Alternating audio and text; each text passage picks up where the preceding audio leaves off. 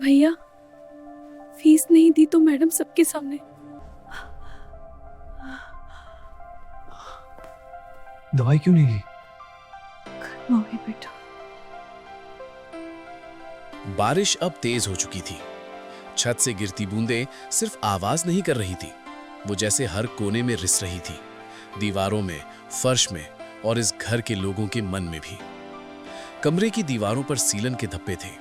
एक कोने में रखा बल्ब बार बार झपक रहा था, जैसे उसे भी इस घर में रहने की इच्छा नहीं रही हो। विवेक की मां की खांसी अचानक तेज हुई। विवेक दौड़कर उनके पास गया। दवाई क्यों नहीं ली? दवाई क्यों नहीं ली? खत्म हो गई बेटा। मां ने हल्की मुस्कान दी। खत्म हो गई बेटा। विवेक ने नजरें झुका ली। उसे पता था दवाई खत्म नहीं हुई थी, पैसे खत्म हो गए थे। पीछे से रुचि की आवाज आई, भैया कल स्कूल में पेरेंट्स मीटिंग है, अगर फीस नहीं दी तो मैडम सबके सामने। वो रुक गई। कुछ बातें पूरी कहने की जरूरत नहीं होती। विवेक ने पहली बार महसूस किया कि वो सिर्फ बेटा या भाई नहीं है, वो इस घर की आखिरी उम्मीद है, और वो उम्मीद धीरे धीरे टूट रही है। रात गहरी हो चुकी थी। गली में दूर कहीं कुत्तों के भौंकने की आवाज आ रही थी। सड़क पर पानी जमा था और उसमें स्ट्रीट लाइट की टूटी हुई परछाई दिख रही थी। विवेक उसी पानी में अपना चेहरा देख रहा था। मैं ही क्यों? उसने धीरे से कहा, मैं ही क्यों हर बार हार जाता हूं? उसके दोस्त आगे बढ़ गए, कुछ पैसे से, कुछ जुगाड़ से, और वो बस ईमानदारी लेकर खड़ा रह गया।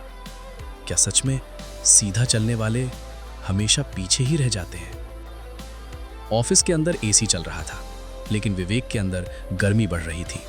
आकाश फोन पर हंसते हुए बोला, हाँ डील फाइनलाइज हो गई है। फोन रखकर उसने कहा, तू बैठ। विवेक खड़ा रहा। हम कब शुरू कर रहे हैं? आकाश ने नजरें चुरा ली। देख, मैंने सोचा है मैं ही अकेले करूंगा। अकेले? हाँ, इन्वेस्टर्स को भरोसा नहीं है 2 लोगों पर। मतलब तू मुझे छोड़ रहा है? पर्सनल मत ले, ये बिजनेस है।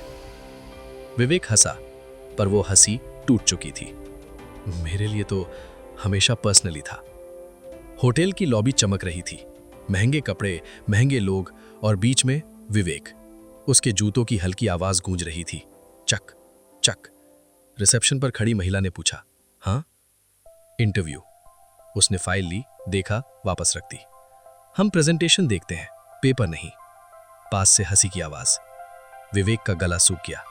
वो कुछ बोल सकता था, लेकिन नहीं बोला, क्योंकि कभी कभी खामोशी भी इज्जत बचाने का आखिरी तरीका होती है। सुबह की धूप, चाय की भाप और थोड़ी सी उम्मीद। एक बुजुर्ग ने कहा, बेटा चाय अच्छी है। विवेक मुस्कुराया, हल्की मुस्कान का पॉज। लेकिन शाम, सब खत्म। परमिट कहाँ है?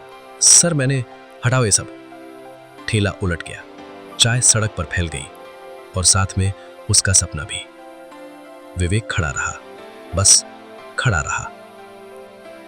घर लौटकर उसने दीवार पर हाथ मारा, बस अब और नहीं। ईको जैसा फील।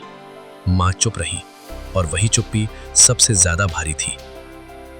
पुराना बक्सा, पन्ने और सच्चाई। धीरे धीरे पढ़ने का भाव। आज दवाई नहीं ली, रुचि की फीस भरनी है। विवेक को पता नहीं चलना चाहिए। विवेक बैठ गया। आंसू बिना आवाज के गिरते रहे, धीमे टूटे हुए स्वर में। वो कभी अकेला था ही नहीं। आईने के सामने खड़ा विवेक इस बार अलग था। अब मैं नहीं भागूंगा। धीमे लेकिन मजबूत।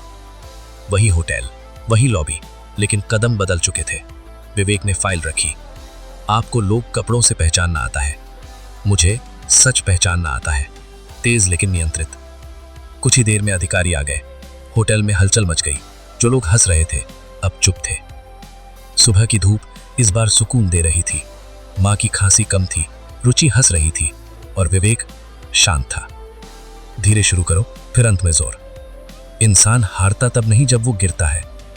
इंसान तब हारता है जब वो उठते वक्त अपना सच छोड़ देता है। अगर आपको ये कहानी पसंद आई हो तो इसे लाइक जरूर करें, अपने दोस्तों और परिवार के साथ शेयर करें ताकि ये संदेश ज्यादा से ज्यादा लोगों तक पहुंचे। चैनल को सब्सक्राइब करना ना भूलें, क्योंकि ऐसी ही प्रेरणादायक कहानियां हम आपके लिए लाते रहेंगे। और कमेंट में जरूर बताएं